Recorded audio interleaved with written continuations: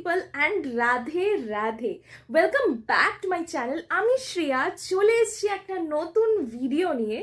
আমি জানি অনেক দিন পর ভিডিও দিচ্ছি, আমি একটু সব কিছু গোছাচ্ছি নিজের লাইফে।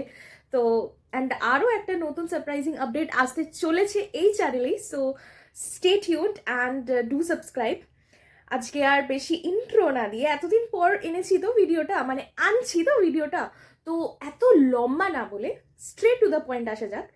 কিছুক্ষণ আগে রিলিজ হয়েছে আবার প্রলয়ের 2 ট্রেলার। তো ফার্স্টেই ট্রেলারটা দেখে আমরা বুঝতে পারছি যে একটা দুষ্কৃতীদের দল আছে, তারা রবারির সাথে যুক্ত, অ্যান্ড তাদের ওপরে একটা মোস্ট পাওয়ারফুল লিডার আছে। অ্যান্ড এই পুরো দুষ্কৃতীদের দলকে কি করে ধরছে আমাদের সবচেয়ে প্রিয় চরিত্র অনিমেষ দত্ত, একে এর শাশ্বত চ্যাটার্জি ইনভেস্টিগেট করছেন। এটার ভেতরে কি কি টুইস্ট আছে, কি কি প্লটিংস আছে, এগুলো তো আমরা ওয়েব সিরিজ দেখার পরই বুঝতে পারবো।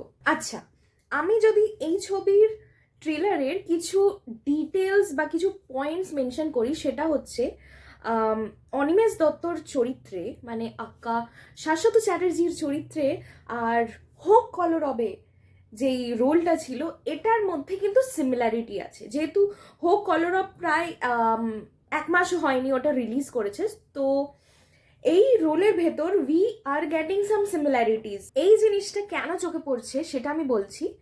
কারণ 1 মাসও হয়নি, ফার্স্ট অফ অল টাইম, 1 মাসও হয়নি হোক কলরব রিলিজ করেছে, অ্যান্ড আজকে আবার প্রলয় 2 এর ট্রেলার রিলিজ হলো। তো এটা যদি একটু টাইম গ্যাপে থাকতো, প্রায় ধরে নাও 3-4 মাসের গ্যাপের, তাহলে এই সিমিলারিটিটা মেবি হয়তো চোখে পড়তো না। সেকেন্ড জিনিস হচ্ছে কাস্টিং। হোক কলরবের কিছু কিছু কাস্টিং এইখানেও আমরা নোটিস করতে পারছি। সবচেয়ে বড় কথা, শ্রাবন্তীকেও এখানে একটা আইটেম সং দেয়া হয়েছে, অ্যান্ড সেটা পরে বোঝা যাবে যে এটা কতটা এন্টারটেইনিং হয়, কতটা নোটিসেবল হয়। প্ল্যানিংস অ্যান্ড প্লটিংস, সিনস রিভিশন, কিছুই কতটা এন্টারটেইনিং, কতটা নোটিসেবল, সেটা তো ওয়েব সিরিজ দেখেই বোঝা যাবে। আর মোটামুটি ভালোই লেগেছে ট্রেলারটা দেখে। এবার পুরোটা না দেখলে বোঝাটা অসম্ভব বিষয়, অ্যান্ড অনুমান লাগানোটাও অসম্ভব বিষয়, কারণ এটার কাস্টিং, এটার প্রায় অনেক কিছুই সিমিলারিটি আছে হোক কলরবের সাথে।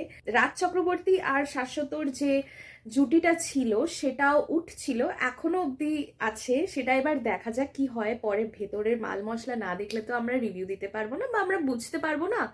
তো লেটস সি কি হয়। আমার ওভারঅল ট্রেলারটা ভালো লেগেছে। এই ভালো লাগাটাকে ইনক্রিজ বা ডিক্রিজ, এইটা পুরোটা না দেখলে বলাটা অসম্ভব। আমি এবার কন্টেন্ট আনতে থাকবো। আমি জানি কিছু কিছু বিষয় আছে, সেটাও এখন আসবে আস্তে আস্তে, দেখানো হবে আস্তে আস্তে এই চ্যানেলেই। তো stay tuned with me, and দেখা হবে পরের কোনো ভিডিওতে, পরের কোনো কন্টেন্ট নিয়ে। Till then stay tuned, subscribe করতে ভুলো না।